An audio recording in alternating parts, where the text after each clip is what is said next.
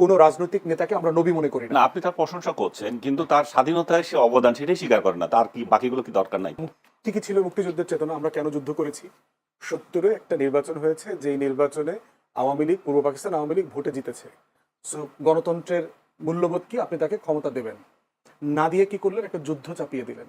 আমরা যুদ্ধ করতে গেলাম। সিভিক রয়্যাল রিসর্ট কিনুন আভিজাত্য, নিশ্চিত করুন ভবিষ্যৎ। তাহলে নির্বাচন, 69-এর গণ অভ্যুত্থান, 66-র 6 দফা, 71-এর যুদ্ধ, সবকিছুর মধ্যা চেতনার মূল জায়গাটা ছিল কি? এই রাষ্ট্রটা একটা গণতান্ত্রিক রাষ্ট্র হবে। শেখ মুজিব দেশে ফিরে এসে সরকারের দায়িত্ব নিলেন, শপথটা পর্যন্ত পড়েন নাই নিজে। তো সে সিংহাসনে বসছে, সে কিন্তু রাষ্ট্রের প্রেসিডেন্টের দায়িত্ব নেন নাই। দ্বিতীয়ত হইল 73-এর নির্বাচনের সময় আওয়ামী লীগ এবং শেখ মুজিব যা বলেছে, 293টা সিট নিছে। জাসদকে পিটায়া পাটায়া কেন্দ্র থেকে ব্যালট হেলিকপ্টারে করে চুরি করে ঢাকায় না গুইনা নির্বাচন ঘোষণা করছে। বঙ্গভবনে গিয়ে বলছে দেশে কোনো বিরোধী দল নাই। শেখ মুজিব বলছে।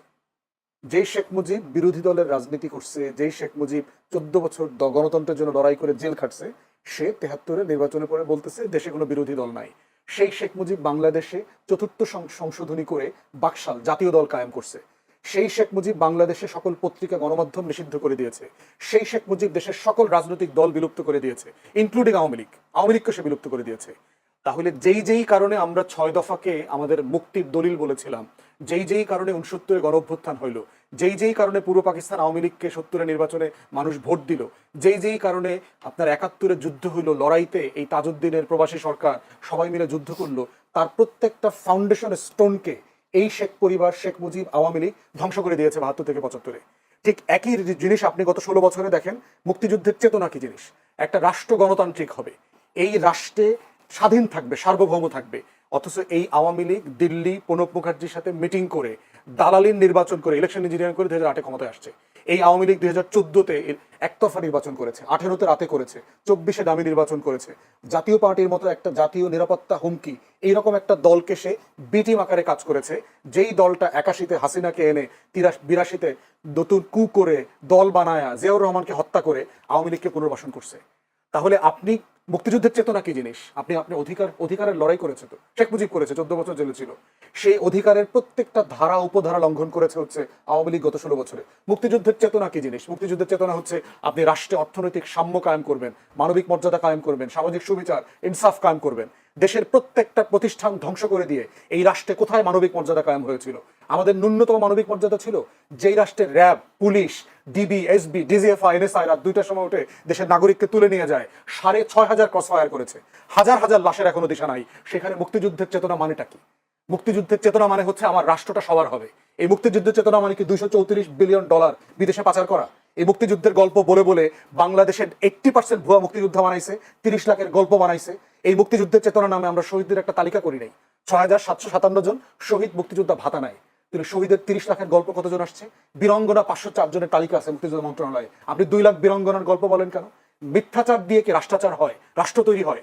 তাহলে শেখ হাসিনা গত 16 বছর মুক্তিযুদ্ধের চেতনার নামে যা করছে, ঠিক তাই ছিল 6 দফার বিপক্ষে, 71-এর যুদ্ধের বিপক্ষে, 70-এর নির্বাচনের বিপক্ষে, 69-এর গণ অভ্যুত্থানের বিপক্ষে। অতএব এই রাষ্ট্রের স্বাধীনতা সার্বভৌমত্বের সবচেয়ে বড় শত্রু হচ্ছে আওয়ামী লীগ। ফুয়াদ আরেকটা বক্তব্য বেশ ভাইরাল হয়েছে। আপনি বলেছেন মুক্তিযুদ্ধের সময় আওয়ামী লীগ কিংবা শেখ মুজিব কখনো যুদ্ধে অংশ নেননি।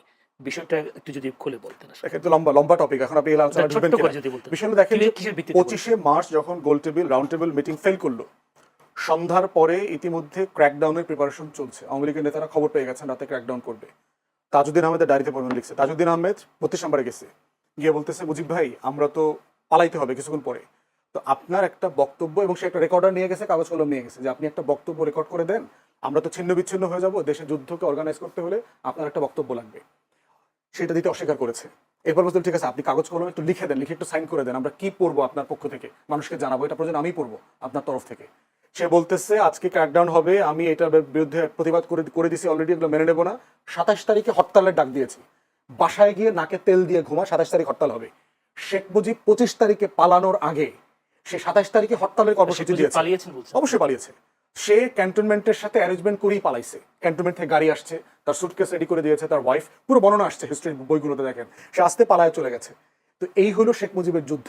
পরবর্তীতে দেখেন তাজউদ্দিন আহমেদের ডায়েরিতে এই কথা লেখা আছে, মুজিব ভাই আপনাকে তো কখনো বলতে পারলাম না যুদ্ধটা আমরা কিভাবে করেছি, কিভাবে অর্গানাইজ করেছি। শেখ মুজিব মুক্তিযুদ্ধের গল্প কোনোদিন 71-এর প্রবাসী সরকারকে ডেকে এনে জিজ্ঞেস করেন নাই, কোনোদিন জানতে চান নাই। বহুবার তাকে বলা হয়েছে, সে কোনোদিন মুজিবনগরে যায় নাই। তাজউদ্দিন আহমেদ বারবার রিকোয়েস্ট করছেন, বহুবার বলা হয়েছে যে আসেন মুজিব ভাই একটু আপনি বৈদ্যনাথ তলাটা দেখে আসেন, আমরা ওই পার থেকে পালায় এসে কিভাবে একটা মঞ্চ করে স্বাধীনতার ঘোষণাপত্র দিলাম, আপনাকে রাষ্ট্রপতি ঘোষণা করলাম, এটা তো আপনাকে দেখতে হবে। কোনোদিন যায় নাই সে সেখানে। অতএব সেই বাস্তবতায় দেখতে হবে যুদ্ধটা কারা অর্গানাইজ করছে। যুদ্ধ অবশ্যই তাজউদ্দিন আহমেদের নেতৃত্বে, বাকি যারা পালিয়ে গেছেন ভারতের সহায়তায়, এবং এই ব্যাপারে দ্বিমত আছে যে আমাদের প্রবাসী সরকার করাটা ভারতে ঠিক হয়েছে কিনা। সেক্টর কমান্ডাররা কিন্তু রাজি ছিলেন না। জেনারেল ওসমানী থেকে সবাই বলেছেন যে আমরা অনেক চিটাগং হিল লম্বা ট্র্যাক্সে ঘটনা, করব। মিস্টার আজমল ফুয়াদ, আমরা কিছুটা ক্লিয়ার হয়েছে। একটু যদিও একটু জানতে চাই, আমি আনিস আলমগীর কাছে অনেক সময় বা দেওয়া আছে, অনেক সময় পাবেন উনি। অনেকক্ষণ বলেছেন ব্যারিস্টার আসাদুজ্জামান ফুয়াদ মুক্তিযুদ্ধের ইতিহাস ঐতিহ্য। যদি ব্যারিস্টার আসাদুজ্জামান ফুয়াদের এই অভিযোগের কথা বলি, শেখ মুজিব শেখ হাসিনা শেষ করতে ইতিহাস ঐতিহ্য, কি বলবেন আপনি? প্রথমে আমি বলবো যে ফুয়াদ একটা রাজনৈতিক দলের মহাসচিব, উনি যেভাবে বলছেন এটাতে আমার বলার কিছু না। ওনারা রাজনৈতিক দলের নেতা হিসেবে যা ইচ্ছা তা বলতে পারেন, আমরা বলতে পারি না। আমরা বলতে পারি না বললেই ফুয়াদ আশ্চর্য হচ্ছে, আমাকে কেন হত্যা করা হয়নি, যেটা আমাকে কেন গ্রেপ্তার করা হয়নি, আমি কিভাবে বেঁচে আছি, যেটা নিউ ইয়র্কে পলাতক একটা ইউটিউবার প্রতিদিন এগুলো বলে বেড়ায়। আমি জানি না তার সাথে কিভাবে এই সুর মিলে গেল, সে প্রতিদিন ভিডিও বানায়। আনিস আলমগীর কেন এখনো বেঁচে আছে, তাকে হত্যা করা হয় না কেন? ফুয়াদের ওনার সাথে কথা বলছি, হত্যার কথা বলি নাই, এটা মিলে গেছে আর কি। হুমকি দেওয়া হয়েছে কিনা আপনি সত্য কথা বলার তো জন্য সেটা জানতে চাই। এইভাবে যদি ট্যাগের রাজনীতি চলতে থাকে আমাদের করার কিছু নাই। আর আওয়ামী লীগ সম্পর্কে উনি যেগুলো বলেছেন, আওয়ামী লীগের কোনো নেতা কর্মী যদি থাকে তাদেরকে যদি টকশোতে যদি ডাকার আপনাদের সাহস থাকে তাদের কাছ থেকে শুনেন। আমার কোনো ঠেকা নাই যে আওয়ামী লীগের। সাংবাদিক হিসেবে আপনি কি মনে করেন? আমি সাংবাদিক হিসেবে বলবো যে ফুয়াদ একজন রাজনীতিবিদ হিসাবে যে বঙ্গবন্ধুকে নিয়ে যেগুলো বলছেন এগুলো খুবই শিশু সুলভ কথাবার্তা। যে বঙ্গবন্ধু স্বাধীনতা চান নাই, যে লোক জীবনের সিংহভাগ কাটিয়ে দিলেন এই দেশকে স্বাধীন করার জন্য, তিনি স্বাধীনতা চান নাই। উনি ওই রাতে পালিয়ে গেছেন। ওই রাতে উনি খুব ভালো করেই জানেন যে আর্মিরা কাকে চায়, আর্মিরা যদি উনাকে না পায় এদেশে কেমন ম্যাসাকার করবে। ওনার বলা বহুবার বলেছেন। আমি তাদের আমাকে করেছে বলছে আমাকে ওরা ওদের টার্গেট, আমি যখন ধরা পড়বো তখন আর বিষয় না। আর উনি যদি পালিয়ে যেতেন তাহলে পাকিস্তান এই ন্যারেটিভ তৈরি করতে যে দেখো ভারত এটা করছে, ভারত থেকেই আমাদের এই হচ্ছে মুজিব হচ্ছে ভারতের চর, এইভাবে যেটা এখনো এরাও বলে মুজিব হচ্ছে ভারতের চর। এভাবে এরা এখনো মানে দুঃখে ফেটে যায়, ওদের কলজা ফেটে যায় যে কিভাবে সোনার পাকিস্তান থেকে আমরা পাকিস্তান থেকে আমরা আলাদা হয়ে গেলাম। এদের এরা এই যে যারা 2.0 স্বাধীনতা, তো এইটা নিয়ে নতুন করে কিছু বলার নাই। শুধু আমি একটা সংশোধনী দিতে চাই ফুয়াদকে নিজে জানার জন্য। এই যে 71 যে 25শে মার্চের রাতে বঙ্গবন্ধু যে স্বাধীনতার ঘোষণা দিয়েছেন সেটা আমার ফ্যামিলির সাক্ষী, অন্য কেউ না। আমার চাচা, উনি চিটং ছাত্রলীগের নেতা বখতিয়ার উদ্দিন চৌধুরী, উনার নেতা হচ্ছেন জহুর আহমেদ চৌধুরী। রাত 12টার পরে তারা মাইকিং করেছেন রিক্সা নিয়ে, বলে যে তোমরা যাও বঙ্গবন্ধু স্বাধীনতা ঘোষণা করেছে। এটা রাত 12টার পরে এটা তারা সারা চিটং শহরে মাইকিং করেছে, বঙ্গবন্ধু স্বাধীনতার ঘোষণা দিয়েছেন। এখন এটা কিভাবে দিয়েছেন, এটা ওহি থেকে পাইছেন না পাইছেন সেগুলো আমি জানি না, বাট উনি দিয়েছেন। এবং পরের দিনের ইন্টারন্যাশনাল পত্রিকাগুলোতে বঙ্গবন্ধু স্বাধীনতা ঘোষণা দিয়েছেন, এগুলো তো আছে, এগুলো তো ডকুমেন্টেড। এগুলো নিয়ে তর্ক করার সময় ব্যয় করা। তাজউদ্দিনের ডায়েরি কি না আছে, কে কিভাবে প্রকাশ করছে, তাজউদ্দিনের কি, সেটা নিয়ে আমি ইয়ে করবো না। আমি যেগুলো আমি দেখছি আমারগুলো আমি দেখছি, আমি আমারগুলো বলতেছি, আমার ব্যক্তিগত অভিজ্ঞতা থেকে বলছি, আমার সংবাদপত্রের ইতিহাস থেকে বলছি। কার ডায়েরিতে কে কি গল্প লিখলো সেটাতে আমি যাচ্ছি না। আরেকটা হচ্ছে যে আমি যেটা বলতেছি যে আর আইন শৃঙ্খলা পরিস্থিতি আমাদের মানে ও বলছে যে এমন পরিস্থিতি তৈরি হয়েছে যে মানে শেখ হাসিনা, মানে শুনলে মনে হয় যেন শেখ হাসিনা গত কত বছরে এই দেশটাকে ধ্বংস করে দিয়েছে, কিছুই করে নাই। আমাদের যে এই সরকারের অনেক উপদেষ্টা যে বলে আমরা এটা পেয়েছি, আমাদের এটা ভিত্তি এত স্ট্রং, আমাদের অর্থনৈতিক ভিত্তি এত স্ট্রং, আমাদের ওই অর্থ উপদেষ্টা বারবার বলে থাকেন, মনে হয় যেন এগুলা মিছা কথা। এবং ডক্টর ইউনূস ধ্বংসস্তূপ থেকে উনি 71-এর স্বাধীনতা যুদ্ধের পরে মানে 72-এ ক্ষমতা নিয়েছেন, ক্ষমতা নিয়ে এখন এমন একটা বানাচ্ছেন যে কিছু, এই দেশটা কিছুই ছিল না, আর্মি ছিল না, ইয়ে ছিল না, উনি বানাচ্ছেন সবকিছু, তাতে হয়ে গেছে। আমরা যেটা ছিল সেটাই চাচ্ছি এখন, এর আগে যেটা ছিল জনগণ সেটাই চাচ্ছে। এর আগে যে আইন শৃঙ্খলা পরিস্থিতি যা ছিল, বাজার করে যে বাজার খেতে পারছে সেটাই চাচ্ছে। এর আগে যে পরিস্থিতি ছিল বা নিজের বাড়িতে শান্তিপূর্ণ ঘুমানোর যে অধিকার সেটাই চাচ্ছে। আমরা এই সরকার যদি কিছু কাজ করে থাকে, গুম এবং খুন তো হচ্ছে, অহরহ হচ্ছে, গুমের যে বিষয়টা ছিল, গুম কালচার, যেটা যে আয়নাঘর কালচার, এইটা ছাড়া এবং ক্রসফায়ার, দুই একটা হয়েছে ক্রসফায়ার এবং গুম ছাড়া এই সরকারের আর কোনো দৃশ্যমান কোনো কাজ নাই। ধ্বংস কত প্রকার এবং কি এই সরকারের আমলে মানুষ উপলব্ধি করছে।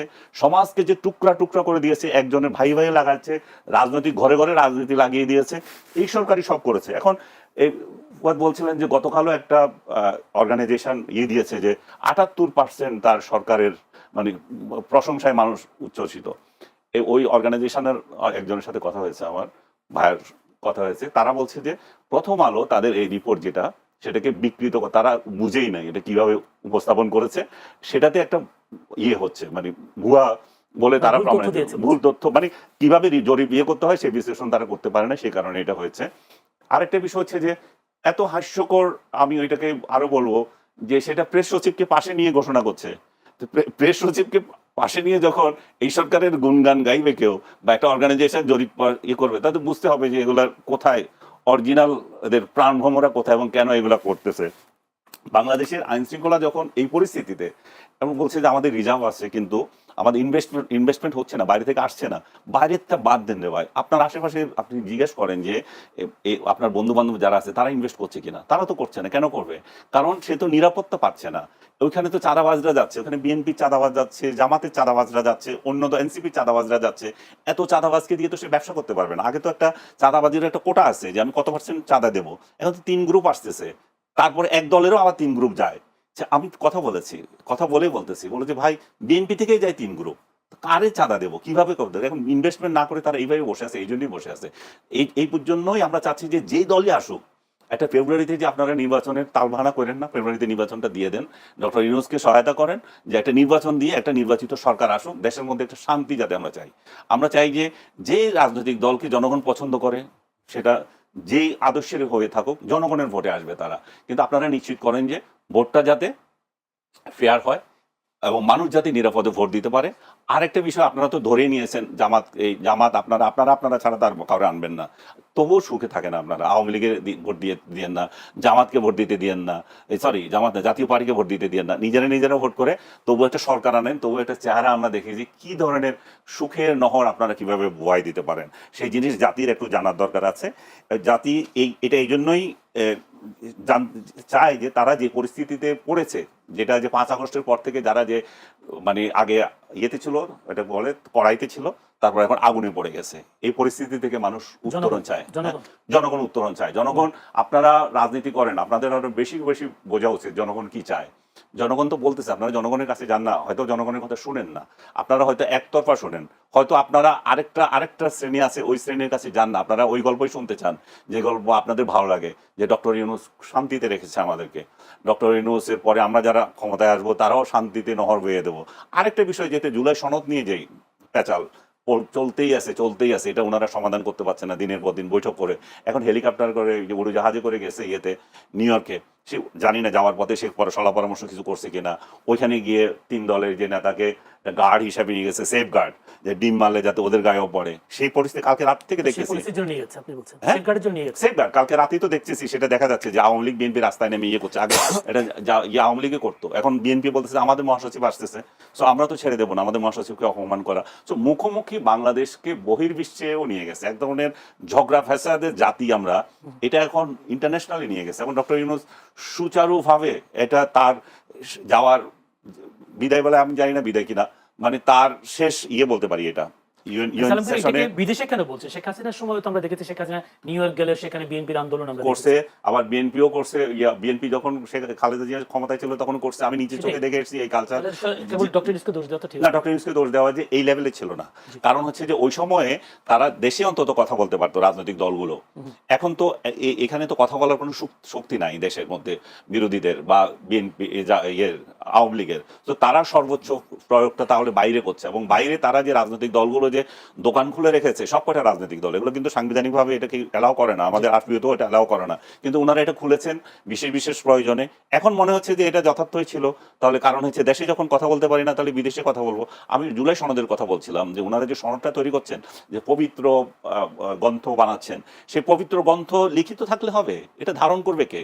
এই চোর বাটপার যদি একই রকম থাকে, যদি এই কর্তৃত্ববাদী শাসন একই রকম থাকে, যদি আমাদের মেন্টালিটি এটা থাকে যে বিরুদ্ধ মত কেন আছে, তাকে কেন জেলে ধরা হয় না, তাকে কেন মারা হয় না, তো তাহলে এই পবিত্র বাণীগুলো তো দরকার নাই, এগুলো সব আবর্জনা হয়ে থাকে। ধন্যবাদ আনিস আলমগীর। ব্যারিস্টার আসাদুজ্জামান ফুয়াদ, একটি অভিযোগ তিনি করেছেন, বিগত আওয়ামী লীগ সরকারের আমলে শান্তিপূর্ণ ঘুমের অধিকার ছিল, নিত্য প্রয়োজনীয় পণ্য জনগণের সহনীয় পর্যায়ে ছিল, কি বলবেন? সবসময় ছিল না, বাট কিনে এটা ছিল যে কিনে শান্তিপূর্ণ ঘুম যেতে পারতো, ঘুমাইতে পারে। আরেকটা হচ্ছে যে দ্রব্যমূল্য আওয়ামী লীগ আমলেও কিন্তু অনেক বেশি ছিল, কিন্তু যেটা ভালো যে জিনিসটা ছিল, আমি যে 200 টাকায় জিনিস একটা কিনে বাড়িতে নিয়ে যেতে পারছি, আর এখন 150 টাকা কিনে আমি বাড়িতে নিয়ে যেতে পারছি না। লাভ ক্ষতি এবার আপনি হিসাব করেন। যদি একটু বেস্টার ফজল। প্রথম কথা হচ্ছে আনিস ভাইকে শুরুতে যেটা জিজ্ঞেস করেছি এটা উনি 2 মিনিট হুমকি আকারে নিয়েছেন। আমি যেটা বলেছি যে আপনি দ্বিমত প্রকাশ করার কারণে আপনাকে কেউ হুমকি দিচ্ছে কিনা এটা আমি জানতে চাই, কারণ এটা আমিও প্রতিবাদ করবো। আনিস ভাই অলমোস্ট সব কথার সাথে আমার দ্বিমত আছে। একটা দুটা চাঁদাবাজির কথা বলছেন, এটা জেনুইন কথা, ফেব্রুয়ারিতে ভোট হওয়া উচিত, এটার সাথে একমত। আমার দল ফেব্রুয়ারিতে নির্বাচনে যাবে। বাকি অলমোস্ট সব কথাই হচ্ছে আমি আওয়ামী লীগের 16 বছরের বয়ানের একটা রিজেম্বলেন্স দেখলাম আর কি, এবং যেটার সাথে আমি রেসপেক্টফুলি ওনার সাথে দ্বিমত করছি। প্রশ্ন কথা হচ্ছে, দেখবেন যে যখনই আমরা আমাদের আজাদির লড়াইটাকে দিল্লির আধিপত্যবাদের বিরুদ্ধে নেই, এবং গণ অভ্যুত্থান যে দিল্লির আধিপত্যবাদের বিরুদ্ধে একটা লড়াই, একটা জনগণের মানে প্রচন্ড রকম স্বতঃস্ফূর্ত প্রতিবাদ, এইটাকে আনিস ভাইরা মেনে নিতে পারছেন না। এবং ওনারা দেখবেন একটা অভিযোগ করেন প্রায় যে আমরা এইটাকে 71-এর মুখোমুখি করছি, এটাকে আমরা 47 মনে করতেছি। আপনি জেনারেল আপনি ইন্টারভিউ করেন না? আমি তো গ্রামে গত 1 সপ্তাহ গ্রামে কাটায় আসলাম, আমাদের গ্রামে যাওয়ার জন্য বলছে, কারেক্ট অ্যাডভাইস, রেগুলার যাচ্ছি, এবং ওনাদের থেকে গ্রামে গঞ্জে সাধারণ মানুষ চরে টরে গিয়ে টিয়ে সব জায়গাতে কথাবার্তা বলছি। গ্রামের মানুষদের ভিতরে কি আসলে এই জিনিসগুলো এভাবে কাজ করে? এভাবে কাজ করে না তো। ওনারা বাংলাদেশকে এভাবে দেখে না। আওয়ামী লীগের চোখ দিয়ে বাংলাদেশকে যেভাবে দেখা হচ্ছে, দেশের মানুষ বাংলাদেশকে এভাবে দেখেন না। অতএব সেই জায়গাতে দিল্লির আধিপত্যবাদের বিরুদ্ধে লড়াইয়ের কথা বললেই 71-কে ছোট করা হয়। শেখ মুজিবের গ্লোরিয়াস পিরিয়ডের কথা তো বললাম, 14 বছর গণতন্ত্রের জন্য লড়াই করেছেন, কিন্তু উনি শেষের জীবনের যে 3.5 বছর যা করেছেন, হিস্টোরিক্যাল রেকর্ড, যে উনি তো এগুলো করেছেন। এখন প্রশ্ন হচ্ছে, তাহলে কি ওনার আগের মহত্ব শেষ হয়ে গেছে? না, আগের মহত্ব আগের জায়গাতে আছে, কিন্তু শেষে যা ক্ষতি করেছেন রাষ্ট্রের, সেটাও আমাকে বলতে হবে। রাষ্ট্রের দায়টা এরকম, কারণ কোন রাজনৈতিক নেতাকে আমরা নবী মনে করি না। না, আপনি তার প্রশংসা করছেন, কিন্তু তার স্বাধীনতায় সে অবদান সেটাই স্বীকার করেন না। তার কি বাকিগুলো কি দরকার নাই? অবদান হচ্ছে যে এটা তো ফ্যাক্টস। আমি তো বইয়ের রেফারেন্স দিলাম, মুক্তিযুদ্ধের প্রধান মানে সংগঠক তাজউদ্দিন আহমেদের লেখা থেকে বললাম। এখন তার লেখা যদি আপনার যাত্রার ডায়েরি মনে হয়, আপনি ছোটবেলায় আপনার চাচার কাছ থেকে কি শুনেছেন, এটা বেশি গুরুত্বপূর্ণ মনে হয়, that's for the listeners and the viewers too. ধন্যবাদ ব্যারিস্টার আসাদুজ্জামান ফুয়াদ। আমরা বোধ করছি যে এই লড়াইটাকে এটার সাথে ওটা জাজ করা উচিত না। প্রত্যেকটাই আমার ইতিহাসের গুরুত্বপূর্ণ লড়াই, এবং এই দিল্লির আধিপত্যবাদের বিরুদ্ধে যে লড়াই, এই লড়াইটা আমাদের লড়াইয়ের জায়গা থেকে মেনে নেওয়া দরকার। কেউ বলে নাই, জুলাই অভ্যুত্থানের কোনো ব্যক্তি বলে নাই যে তারা 71-কে ছোট করে দেখতে চায়, তারা 47 অস্বীকার করে, তারা শেখ মুজিবকে অস্বীকার করছে, ভাসানীকে অস্বীকার করছে, কেউ বলছে না। আবার তারা এটাও বলছে না যে অমুকের থেকে বড় নেতা। সব নেতার অবদান যেমন আছে, তার রাজনৈতিক ইতিহাসের ভুলও আছে। দুটোই একসাথে বলতে হবে আমাদের। সিভিক রয়্যাল রিসর্ট কিনুন আভিজাত্য, নিশ্চিত করুন ভবিষ্যৎ।